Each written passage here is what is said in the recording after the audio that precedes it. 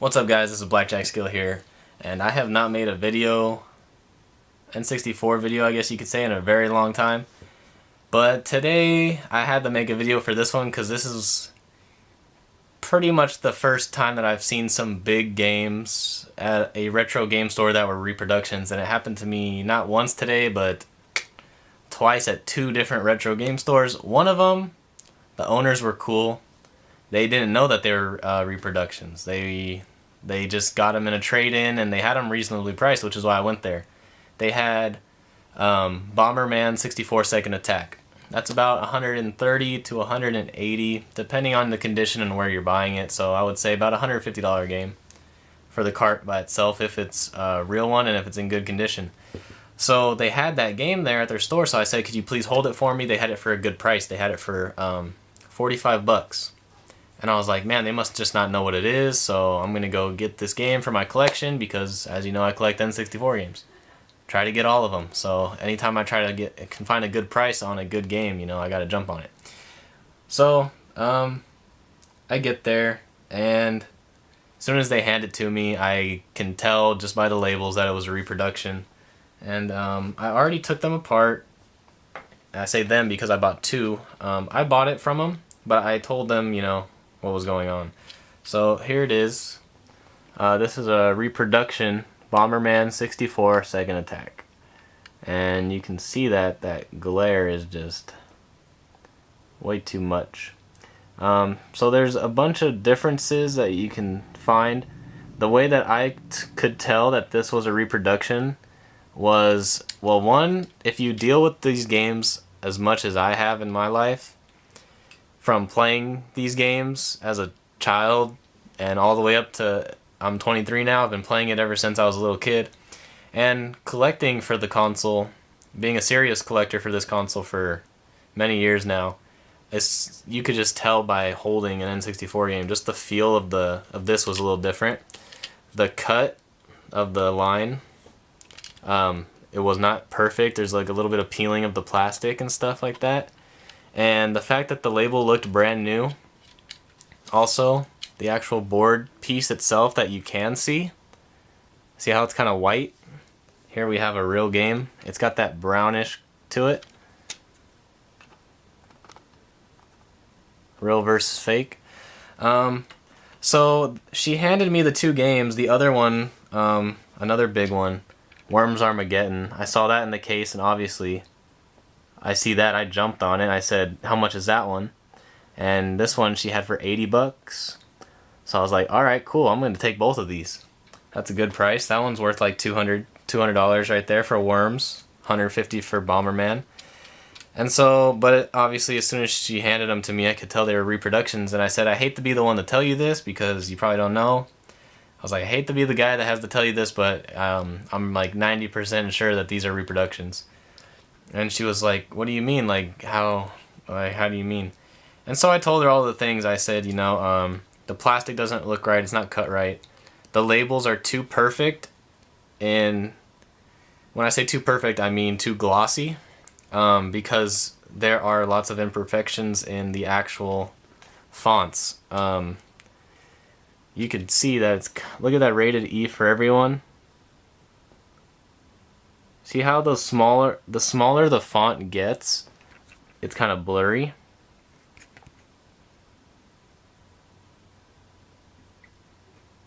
And if you look at a real game, I just grabbed this one just to show them. You can see how clear it says content rated by, and has those numbers on the bottom. It is very clear. Even though the lettering is very small, it is very clear to see.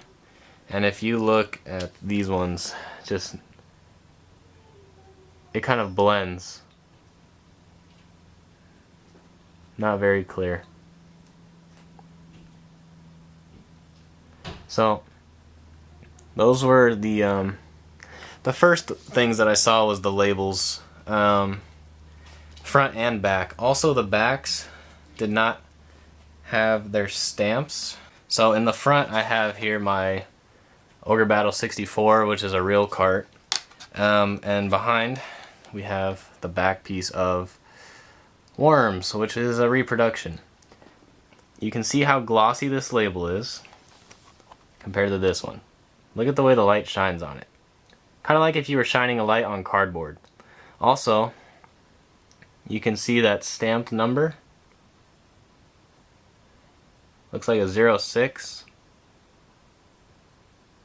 All N64 games will have a stamp on them, and the stamp doesn't really mean much. It's not like if you have a number 1, it's worth more than if you have a 05 or something. It's just kind of a production thing. The other big one, besides the gloss and the stamp, was the actual Nintendo logo. You can see that there's still some like shavings in there from whoever's like 3D printer or whatever they made this from. And one of the biggest indicators is the circle on the eye, the Nintendo eye. It's a circle here. Real Nintendo 64 carts have a square dot. And you can see how clean it is cut. Also, another thing I noticed was the screws. Now, although the Reproduction used the same type of screw, you can see that the ones that they used are machine cut, while as the real ones are not. It might be kind of hard for me to show this on camera. But what I mean by this is, there it is. You see how that's round? It's like it's a round screw on the outside. Nintendo used that for everything. They used the same ones. Here's a Reproduction screw.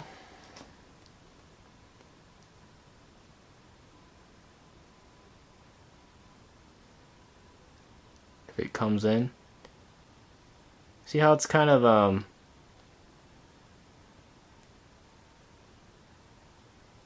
octagon-y looking? It looks like a hexagon on the outside. If you tried to roll it on a table, it wouldn't roll. These are cut out of a machine. They're put through and they're molded. So that's another way to tell the screws. Obviously, if it has a Phillips head, you know right away somebody's been in there. So those are really the big ways. Another one, once you open it up, the inside. This is the back of the inside of the fake one. Here's the back of a real one. It says USA B6. They won't all say B6, I'm pretty sure, but the USA part means that it is a North American cartridge. So it has the cut on the ends, which is different compared to the PAL versions, I think. I think PAL has the different one. I know Japan obviously has the slot and different one. I don't have any more Japanese games. I sold my Japanese games, so I can't show you that difference. But we're not looking between different versions. We're looking between real and fake here. The type of metal that was used. See if we can see any differences. Not really any differences other than it is stamped again. Top one is a Reproduction. This one is a real one, and you can see there it's stamped. Not sure what the stamp means, but that is from a real cart. So now we'll get to the boards, which is the best way to tell. So we will look at the fake board first, and there it is. Like I said, this color is different, and you got all these chips on here. The battery, not too big of a deal. Some N64 games do have batteries, such as Zelda. Not all of them did. Actually, I think a lot do not have the battery, so you needed a memory card. But Ocarina of Time and I'm pretty sure Majora's Mask are two games that I know for sure have batteries, so that you can save your game. And I'm pretty sure Conker's Bad Fur Day also has a battery. Those are the ones I know offhand. So that's the fake one, and here's a real one. Very simple to tell. Real from fake on the board. 2 chips. Says Nintendo right there. 1996 Nintendo. Also, the board says Nintendo, the actual chips itself. It'll have a lockout chip and a game chip, and that's it. And it might have a little bit more. There are some games that are a little bit different. Like, for instance, this board only goes this high. Some boards were a little taller. Just depended on the game. But for the most part, this is what you're looking for. 2 chips and Nintendo. If it doesn't say Nintendo, it wasn't made by Nintendo. You got that brownish hue to the board, unlike the clear one. You got like some resistors and stuff on there, and you got that big fat Nintendo seal right there, and it's also on the chip. It's upside down, but it's on the chip as well. So there is a real one, and I think the inside is stamped too. Yeah, it says F1. Inside of the fake one, not stamped. No stamps on the fake one. And these are modern little boards.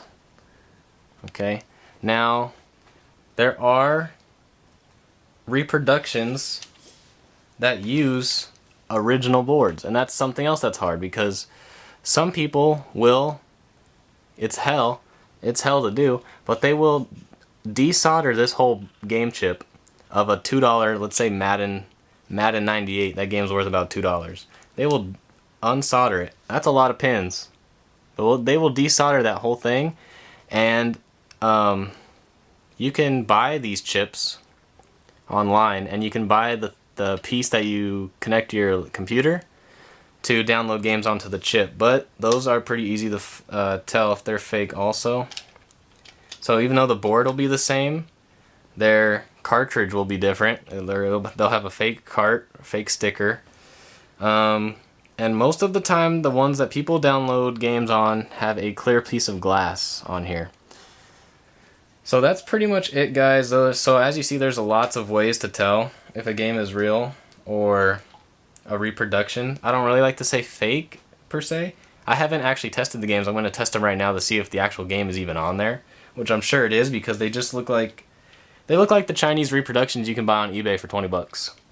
You can buy these. I don't know if they're made in Japan, China, but I know that they're made, and they're all over eBay.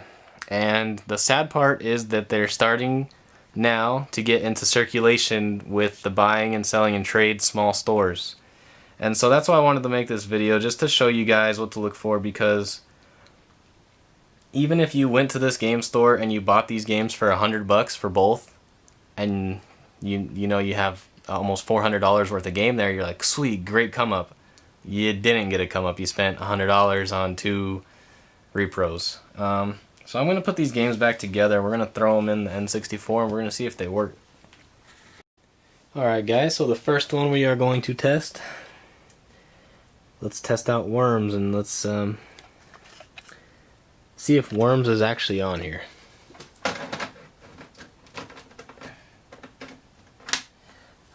Another thing I just noticed, so yeah, there it is.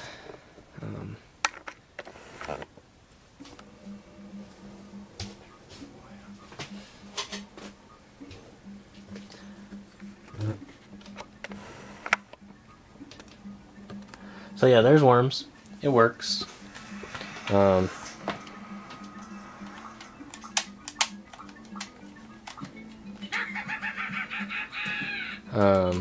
never actually played Worms.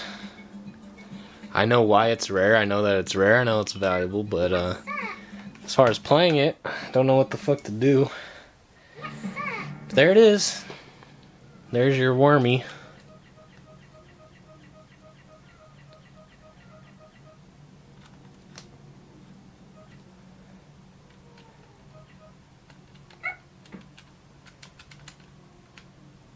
I kind of understand the concept. I've watched some gameplay, but never really anything big. One thing I noticed, they are, when you stick it in your actual N64, it is very tight, which, you know, most games have use, so they will not be tight in the N64. The main reason, the insides, from the metal, that squeeze the actual metal piece inside there, that's what's really tight. So that's how you can tell it's like this thing is brand new, because it barely wants to squeeze into my N64. And there is Bomberman 64, The Second Attack. So they both do work, they both have the game on it. So here's the thing, if you're a die-hard Worms fan, if you freaking love Worms and you want to play it on your N64, I would definitely recommend buying this on eBay for the $25. It's worth it. Looks like the real one. Plays exactly the same. As you see, it's the game. But as far as a collecting value, there's no collecting value there. As a collector myself, who's trying to get all 296 North American cards and trying to get real ones, obviously, it kind of messes up the market a bit. But for people that just want to play the game, I would definitely say go repro for most of them. If Sculptor's Cut was your favorite game as a kid, buy the $25 one. Don't go out and spend $500 on one, you know? So, repros are good in a way if you're trying to keep your cost down and enjoy the game that you like on the actual console instead of emulated on a computer. As far as collecting goes, it does kind of screw up the market and make it hard in the buying and selling and trading aspect at retro game stores. But most retro game stores do open up their games that are the higher dollar. And also when you're buying games from a retro game store, have them open it or bring your own screwdriver to make sure you're not getting ripped off. Alright guys, so that's going to do it for this video. I pretty much showed you every way to tell if the N64 games you're buying are real or fake, reproductions. So yeah, I bought these knowing they were the repros. I just wanted to I've never bought a repro before, I never had one.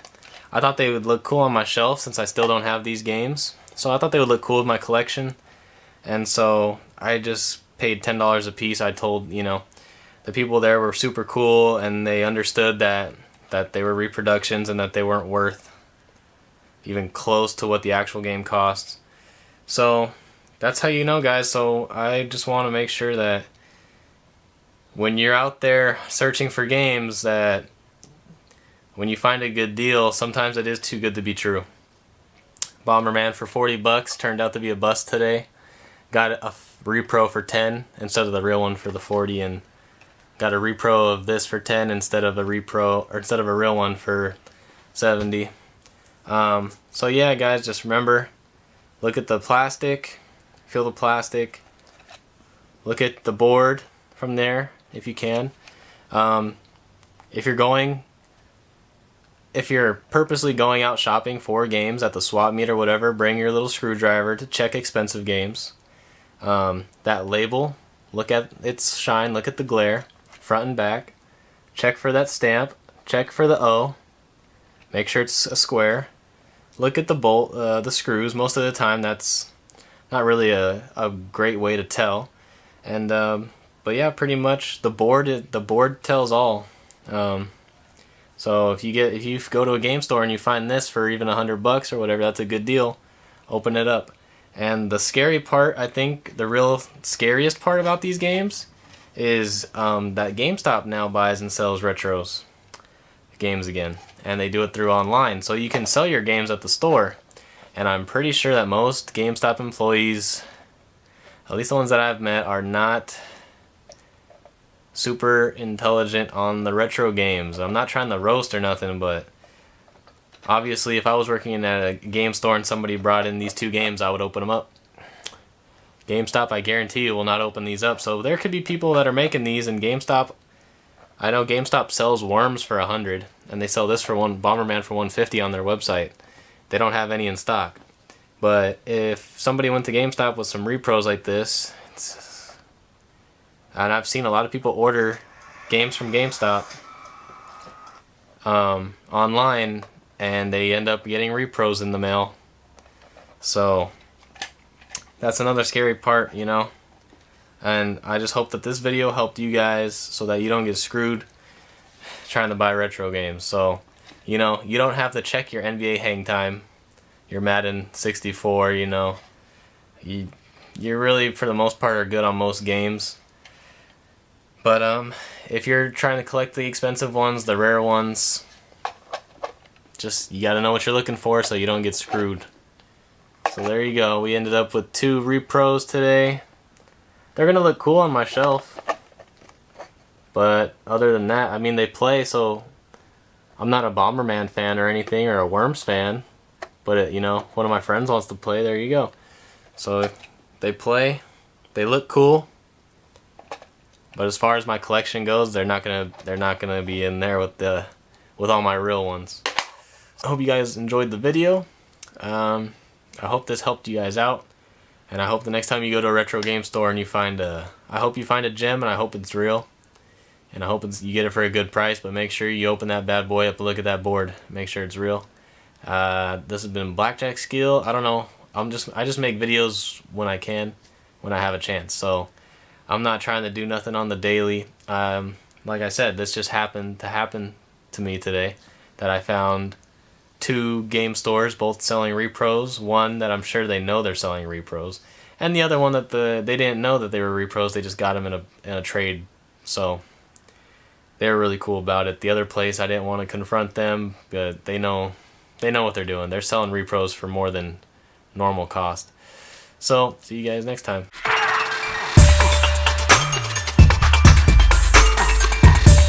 You go to any other retro game store and they got Mario Party 3 for $100. And I was like, what retro game store is selling Mario Party 3 for $100?